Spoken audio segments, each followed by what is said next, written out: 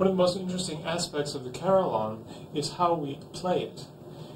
It's not an easy instrument to practice on, considering that any time I go upstairs and make sound on the bells, everybody can hear. That makes night practicing very difficult. It also makes teaching new students very difficult. So quite early on, certainly very soon after the first keyboards were installed and attached to a set of bells, the practice keyboard was developed. Practice keyboards are built in exactly the same way as the tower keyboards. They have the identical spacing, but instead of activating real bells, they're usually operating small metal bars. It sounds very much like a celesta. And like the instrument upstairs, it's a direct mechanical linkage. Therefore, the harder I strike the key, the louder the sound. Now, this is an important tool for us. In teaching students here at the university, I generally require the students have about 15 minutes of music mastered here on the practice keyboard before they go upstairs. There are, of course, differences. The keys on the practice keyboard are not weighted individually, therefore they do not gradually increase in weight as the keys of the keyboard upstairs do, just by virtue of the fact that the clappers themselves increase in weight. But the students are aware of this. What I'm trying primarily to teach them here is good technique.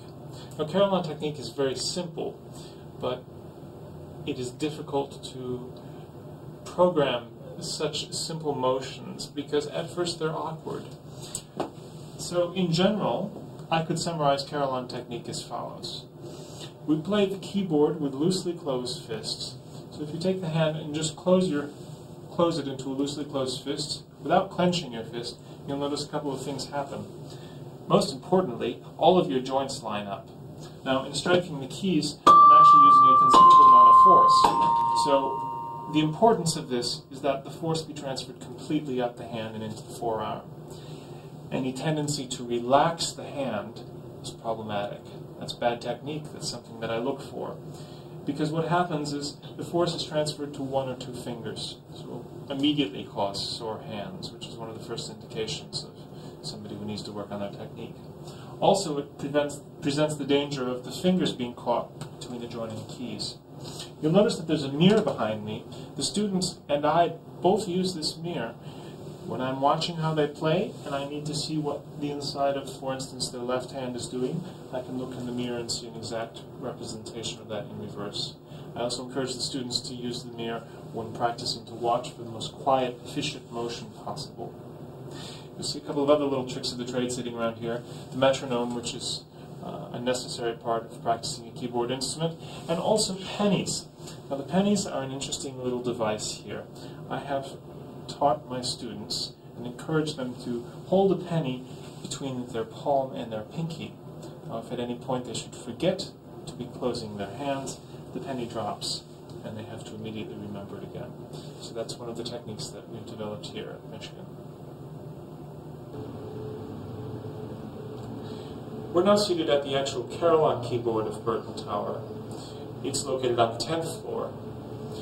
In many ways, it looks identical to the practice keyboard we just saw on the 8th floor. There are, however, a couple of subtle differences. One of these are these black boxes here. These are actually adjusters. They change the length of the wire from the key to the bell. This is necessary because as the temperature and humidity change from day to day with the varying climate of the state of Michigan, the length of the wire also changes. When it gets hot, it expands. When it gets cold, it contracts, along, of course, with the rest of the bell frame. So these lengths are constantly changing. If the wire is too close to the bell, you develop a very unpleasant sort of, call it a frying sound. It's because the clapper is being held against the bell and is not allowed to ring freely. If the wire is too far away, then the bell will not be able to be rung softly. If the length is perfect, then a lovely pianissimo tone is possible. Certainly to play pianissimo on the carillon is much harder than to play forte. What is interesting about this instrument, it is a Renaissance instrument primarily. None of this technology has changed since the 16th century.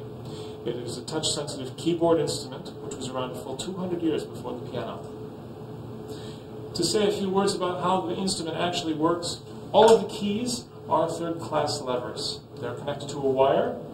The wire runs up through the ceiling, past a bit of rainproofing we call umbrellas. And from there, directly to a crank. It's basically a lever. Now the crank changes the direction of motion from vertical to horizontal. A second wire is connected to the other end of the crank, goes right to the bell clapper. There's really no other assistance other than leverage and, of course, springs, which are very important. They counterbalance the full weight of the clapper and make it possible to have a relatively balanced keyboard. As I mentioned earlier, of course, there is some change in weight as you go down the keyboard and play the lowest bells. That's one of the reasons we have pedals, so that the feet, which are much stronger than the forearms, can play the heavy bells much more quickly. But for the most part, the keyboard is quite even.